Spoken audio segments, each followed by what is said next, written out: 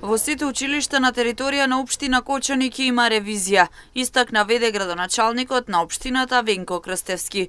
Откако изминатиот период имаше вонредна ревизија во основното училиште Никола Карев, Крстевски најави ревизија и во останатите училишта кои имаат долг за вода кон комуналното јавно претпријатие Водовод Кочани. Веќе е дадено наредба за ревизија на сите училишта во општина Кочани.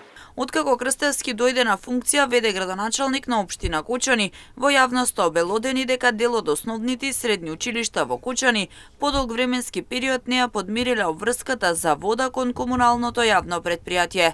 Потоа се спроведе и ревизија во основното училиште Никола Карев, за каде Крстевски побара и разрешување на директорот. Директорите на основните училишта одржаа и нивна пресконференција на која посочија дека проблемот не е во нив и дека работат одговорно. Вкупниот долг кој го имаат дел од основните и средни училишта во Кочани кон комуналното јавно претпријатие Водовод е 10,5 милиони динари. Основното училиште Никола Карев должи 5,6 милиони динари.